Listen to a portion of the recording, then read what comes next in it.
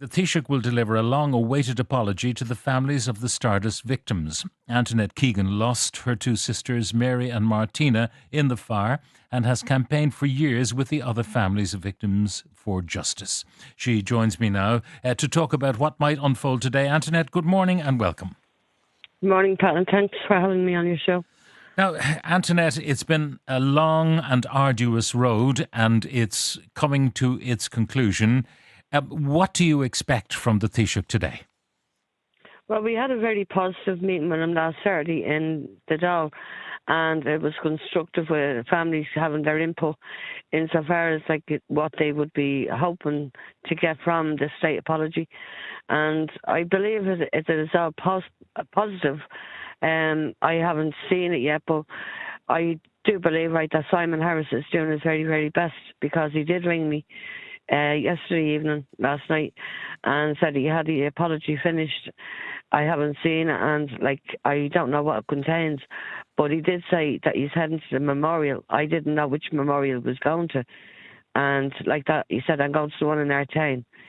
So he just said I'm heading there now, and I said, well, I'm here in Coolock. I said I could go down and meet you down there. He said, I'd love that.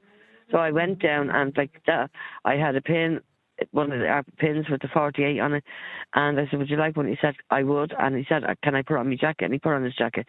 I do believe that he is sincere, and I want to actually listen to the apology, and then I will say, once I'm happy with it, I'll say thank you very much. And I believe that he's the only sincere Taoiseach in 43 years that has put his hand out, only being put in there as Taoiseach, that he has put his hand out to see if he can relieve the families of the deceased victims with whatever their concerns was, and alleviate the pain and suffering. We will never forget our loved ones. They'll always be there. But he is the only sincere Taoiseach, in my eyes, that has come to us, to see how he can help. Does it help, do you think, that he wasn't born when the Stardust happened?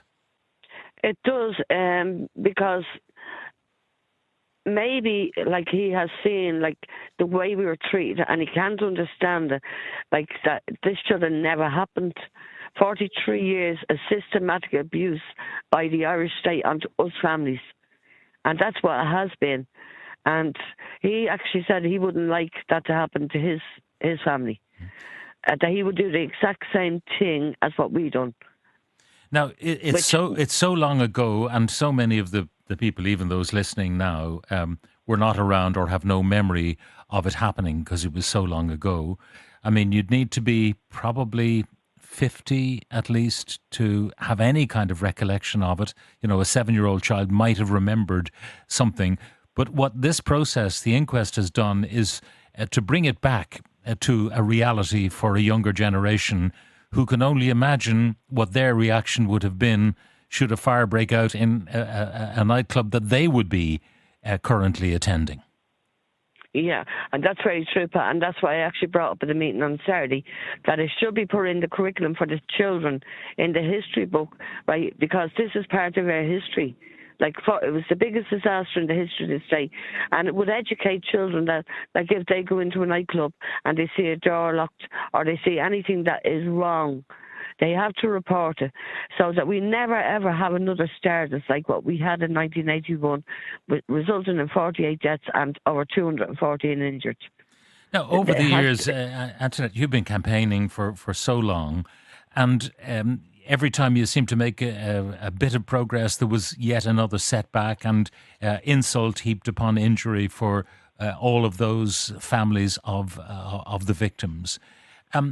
In what way can the state, the apology, words are words and words can be powerful, but at the same time, they are just words. In what way can the state redress the injustice that has been perpetrated on you? Well, that's a hard question to answer, Pat, that's being honest, because from the night that far, I have lived nothing but Stardust. My life hasn't been lived. I've been fighting the case with my father, Lord have mercy on him. He passed away in December 1986, and then my mother took over as chairperson of the Stardust Victims Committee, and she fought half her life looking for truth and justice. And literally we were left like abandoned by the state because we hadn't got our parents around. They were out fighting for justice. We had nobody to come and help us, right? We got no counselling, we got nothing. So it is a hard question to answer, but I hope the Taoiseach has addressed this because it was brought to his attention on Saturday of the way we were abandoned by the state and insulted. Like my mother was told several things at meetings, like, you know, you're only here because you lost children, go home and get over it. Like things like that was very, very hurtful. And the situation is, right, I know that Simon Harris is a young Taoiseach, but it takes a young brain to understand what was done on families of the biggest disaster in the history of the state, to acknowledge, right, that all the wrongs that was done are going to be put right. Now, I don't know what the next process will be in terms of the criminal inquiry, because obviously the report of the coroner goes to the Garda Síochána, and obviously testimony was brought to the jury at the inquest, and they made their decisions. I know there weren't unanimous decisions in every case, but the Gardaí then have to really start the ball rolling all over again, don't they? Yeah, well, it's just one way we're looking at the moment, one step at a time. We're getting the public apology today, so I couldn't even comment on what aspect is going to be forthcoming after the public apology. I just leave all that to our legal team, and they've done a fantastic job so far, so they haven't put us wrong, and we got the verdict that we wanted for 43 years, unlawful killing for our loved ones.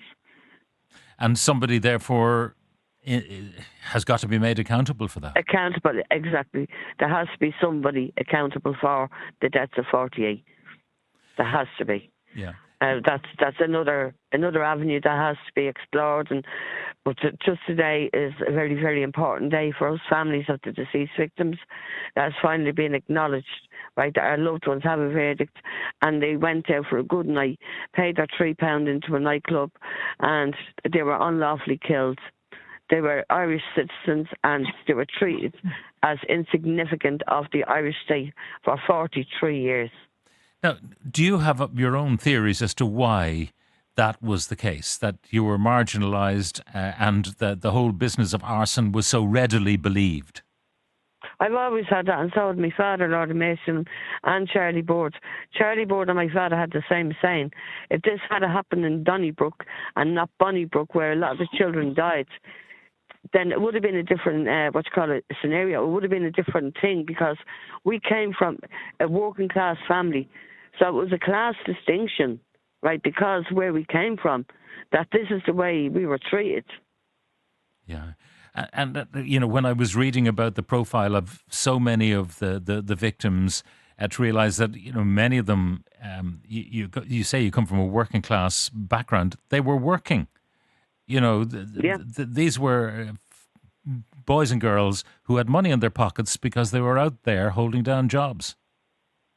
That's right, yeah. Like my younger sister, Martina, although she was going to secondary school, she had a part-time job in Super Quinn. And that was her money if she wanted to go. Like she didn't, it was only part-time, so she didn't have to actually hand money up to her parents, because back then it was really difficult, right? It was financial difficulty with like parents like trying to raise children. There was 8 children in our family home, and like my father was the only one working. He was working in Cadbury's, a fitter's mate he was. And like the money that the income he'd be coming in with wouldn't be enough or sufficient to help the household. So myself and Mary and my brother John, we got full-time jobs. And what we used to do was hand up half our wages. Like I'd get £30 a week, and I'd hand £15 up a week to my mother to help out, because we always said that they helped us, they brought us up into a good education, and they gave us the best in life, and it's time for us to pay back. But that's the way, like, the government treated us, like they're only working class, brush her under the carpet. Like, they never know the truth. But the truth came out in the end. It took us 43 years with a lot of research, a lot of reports going in and out of the government, right, with them just saying that's not new evidence, doesn't warrant a new inquiry. But we got the truth through Darren Mackin and Phoenix Law, our legal team, with the inquest being reopened. And the inquest, although it was only a statement of facts, right, the facts was clear in there with all the experts and the witnesses telling the jury and telling the coroner that the doors were locked, we couldn't get out. Now, I'm sure there hasn't been a day since the Stardust fire that you have not been thinking about your sisters, Martina and Mary, and the women they might have become today.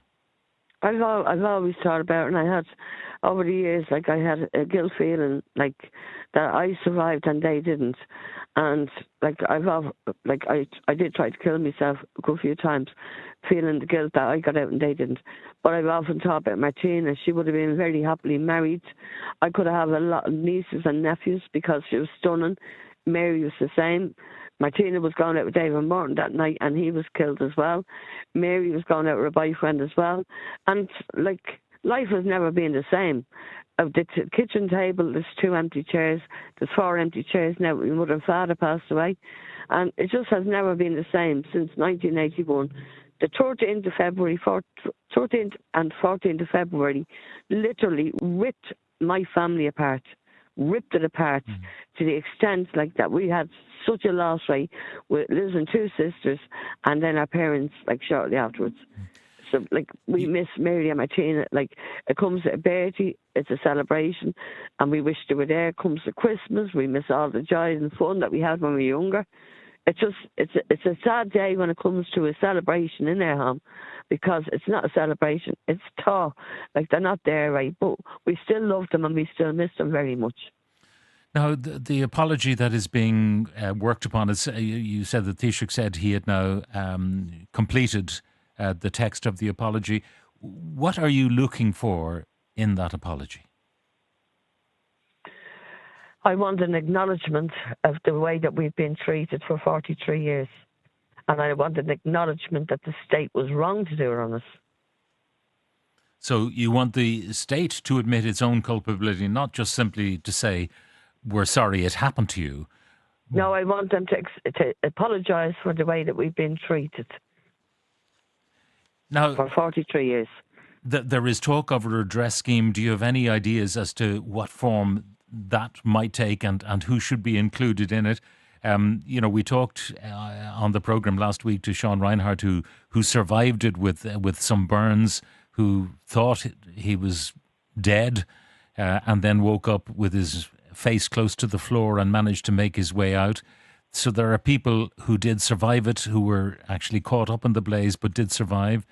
They are victims too. The people who had to try to get into the building and rescue the emergency services. There are so many people who've been traumatised by what happened. So any redress scheme, who should it include?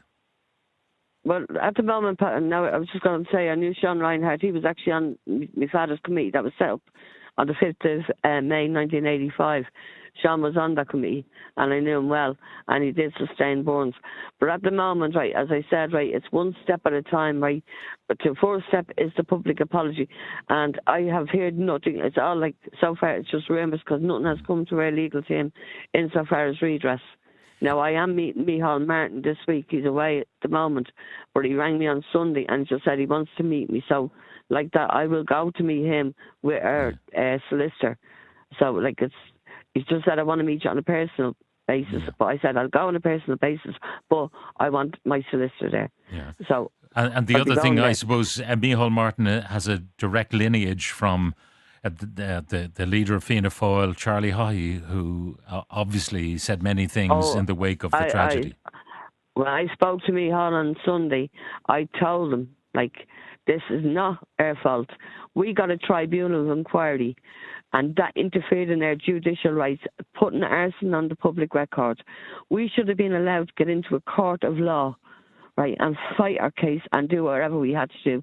I said, but the government interfered in our judicial rights. I said, Fianna Fáil, Charlie Haughey. I mentioned all the names going down the list. And I said, and as for you, like Micheál, and I won't deny this, and he won't deny it. I said, my mother could have possibly been still alive. Tommy Broome put a motion on the table in 2017 for a commission of investigation. Every party was on, like, agreed to support that motion, and I even had a letter from Micheál Martin to say that he'd support it too. But on the 11th there, they went with Fine Gael, so we ended up getting Pat McCartney. The Taoiseach has said, and it was played on the news, that he's looking for some way to commemorate the tragedy in a permanent way. Do you have any ideas as to how that might be done? Well, we did say that at the meeting, when during the new bank holiday, right, in February, we thought it was going to be like St. Valentine's Day for the 48, but it was St. Bridget's Day. But there has to be a day of commemoration every year to mark and respect the 48 that was unlawfully killed in the biggest disaster in the history of this state. And it has to be acknowledged, right, that the younger generation knows about this. So when there's a commemoration day, right, it's a day, right, where, the Archbishop came out to a church the other night when, on Sunday, I think it was, or on Saturday it was, and said a mass for all the 48 victims. Because that church from 1981 has done a mass, right, every year, and all the 48 names is called out. But it has to be acknowledged, right, that in the commemoration, that each single name, right, of each victim will be called out and will never, ever be forgotten. Well, Antoinette, today is a very big day, and I have to congratulate you and your colleagues for an extraordinary campaign. Your doggedness, your resilience in the face of so many setbacks is wonderful to behold. Thank you very much. And this day we will remember my mother and my father and Charlie Birds. All right. Antoinette Keegan, who lost her two sisters, Mary and Martina, in the Stardust fire. Thank you very much for joining us.